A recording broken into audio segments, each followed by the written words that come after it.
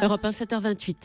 Bonjour Raphaël Antoven. Bonjour Maxime. La morale de l'info, alors qu'elle suivait depuis plusieurs semaines des entretiens de déradicalisation et que tout le monde pensait qu'elle était sur la bonne voie, une jeune fille de 17 ans continuait en secret à préparer son départ pour la Syrie. On l'a raconté cette histoire sur Europe 1, on l'a dévoilée.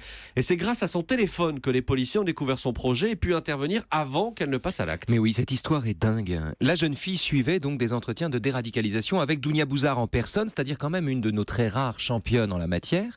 Ce qui veut dire concrètement qu'elle a évoqué son enfance, qu'elle a entendu et repris à son compte un argumentaire à peu près républicain, qu'elle a participé à des groupes de discussion, qu'elle a peut-être même raconté ses rêves et que si ça se trouve, elle a dû verser des larmes. Et en fait, elle s'est jouée littéralement des experts et de ses parents. Mais on sait qu'il y a des échecs dans les processus de déradicalisation. Bien sûr Maxime, mais le problème n'est pas l'échec. Il y a toujours des échecs. L'humanité n'est pas une science exacte et l'anthropologie fait ce qu'elle peut. D'ailleurs, ces échecs n'entament pas le mérite des gens qui font l'effort de concevoir une méthode et de la mettre en œuvre avec en général plus de succès que d'échecs. Le vrai problème de cette histoire, c'est pas l'échec, c'est que la jeune fille faisait semblant.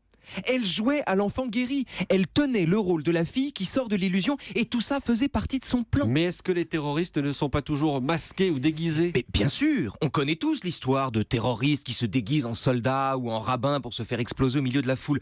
Mais une chose est de se déguiser, tout autre est de jouer la comédie, c'est-à-dire de tenir la distance, de tromper sur la longueur, des regards avertis. Pourquoi ce serait plus grave ? Eh bien, parce qu'un bon comédien, c'est celui qui fait passer le déguisement pour une seconde nature. Vous connaissez, Maxime, l'histoire du fou qui, pour sortir de l'asile, fait croire à son médecin qu'il sait bien que cette chambre à air n'est pas son chien, mais qui, quand le médecin s'en va, embrasse la truffe de sa chambre à air et lui dit « on l'a bien eu ». Le type est remis en liberté, parce qu'on ne peut pas croire qu'il dise la vérité sans être convaincu par ce qu'il dit. Eh bien ici c'est pareil. La jeune fille a fait croire qu'elle était revenue à la raison tout en restant folle. Alors que personne n'a cru qu'elle pût parler raisonnablement sans être devenue raisonnable. Personne n'imagine que le bon sens puisse n'être qu'un discours, un discours comme les autres, un discours à contrefaire, un discours en un mot susceptible d'être tenu sans qu'il nous touche. Et alors la morale de l'info ? La morale de l'info, c'est que la raison, en l'occurrence, n'a aucune prise sur l'intelligence. La raison n'a aucune prise sur l'intelligence. Merci Raphaël Antoven. À demain.